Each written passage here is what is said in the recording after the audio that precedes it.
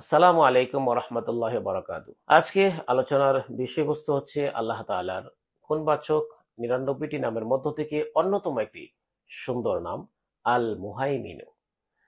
আল মুহাইমিনু এই নামটির অর্থ তত্ত্বাবধায়নকারী বা তত্ত্বাবধায়ক। এই নামের আরো দুটি অর্থ রয়েছে, পর্যবেক্ষণকারী ও ব্যবস্থাপক।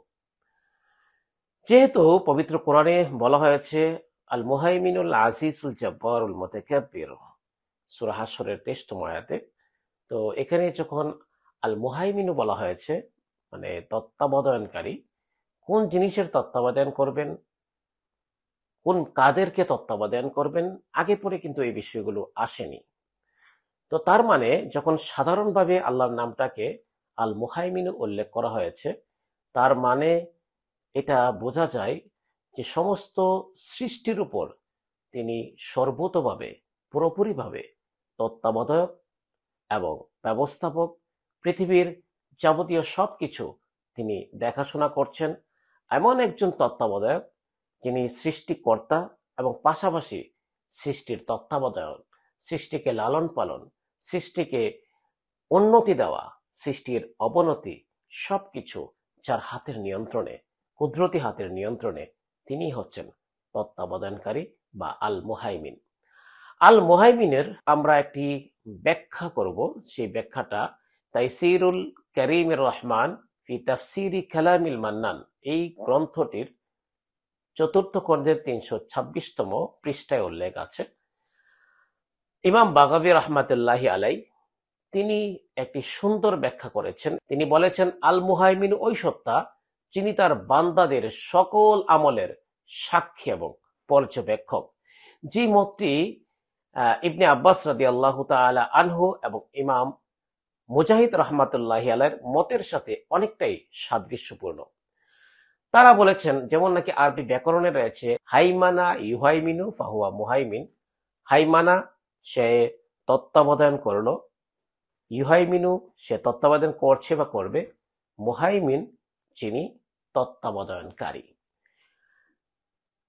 আরবি পরিভাষায় এই মুহাইমিন ওই সত্তাকে বলা হয়। আরবি ব্যাকরণের ভাষায় এই শব্দমূলগুলো তার ক্ষেত্রেই ব্যবহার করা হয় যখন কোনো ব্যক্তিকে কোনো বিষয়ের উপরে তত্ত্বাবধানকারী বা কোনো ব্যাপারে পর্যবেক্ষক হিসেবে নিযুক্ত করা হয়।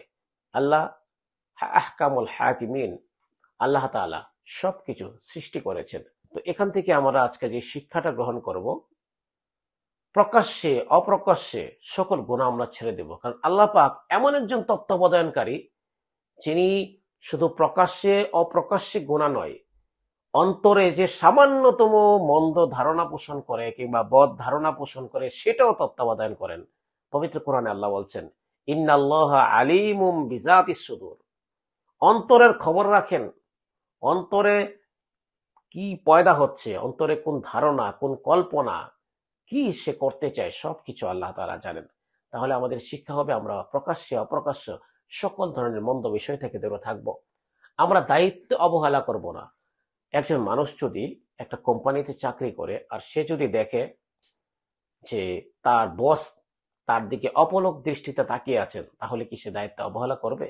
বস অপলক তাকিয়ে থাকলেও তার চোখে অনেক সময় কম কম দেখতে পারে, অনেক সময় তন্দ্রা আসতে পারে, কিন্তু আল্লাহ রাব্বুল আলামিন, এক সময় বস চলে যায় কিন্তু আল্লাহ রাব্বুল আলামিন সার্বক্ষণিক বান্দার উপরে উৎপেতে একদম একাগ্র চিত্তে বান্দার দিকে উনি তত্ত্বাবধান করছেন। এই বিষয়গুলো আমরা শিক্ষা গ্রহণ করব এবং আগামী পর্বে আমরা আল আজিজু এই শব্দটি নিয়ে বা এই সুন্দর নামটি নিয়ে আলোচনা করব। সবাই ভালো থাকেন। আসসালামু আলাইকুম রহমতুল্লাহ।